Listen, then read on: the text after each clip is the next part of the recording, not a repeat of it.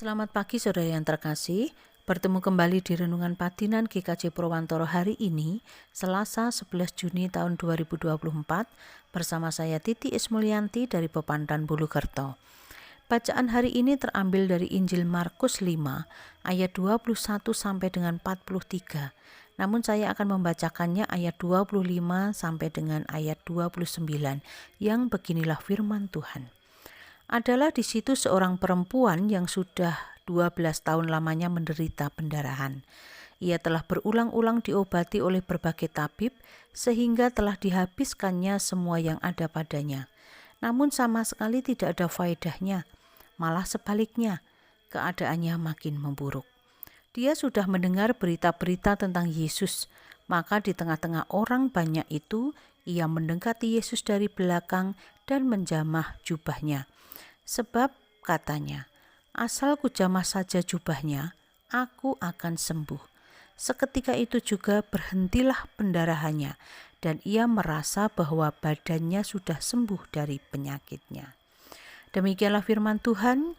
Yang berbahagia adalah setiap orang yang mendengarkan firman Tuhan dan melakukannya dalam hidupnya.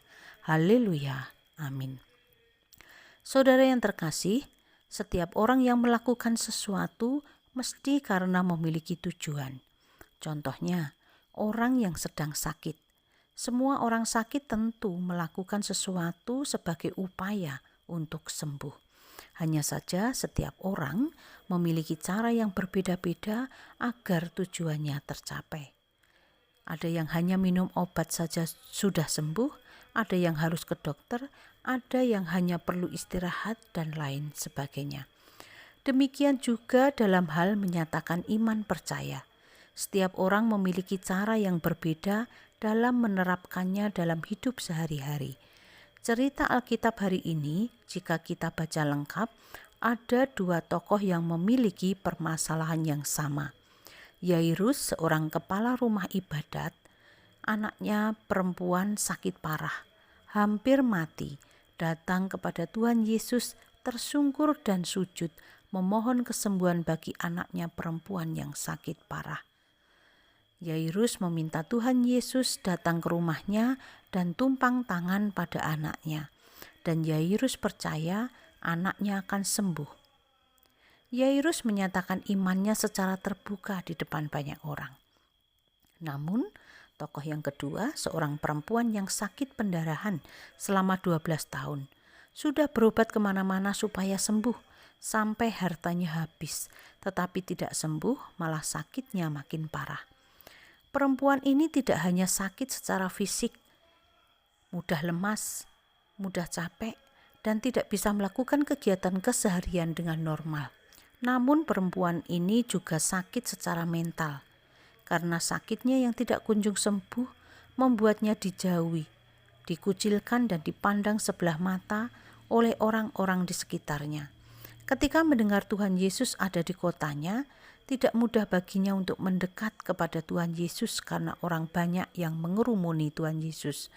Namun perempuan ini menyatakan iman percayanya kepada Tuhan Yesus dengan cara yang sederhana.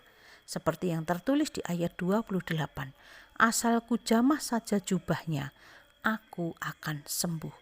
Dan di ayat 29, seketika itu juga berhentilah pendarahannya dan ia merasa bahwa badannya sudah sembuh dari penyakitnya.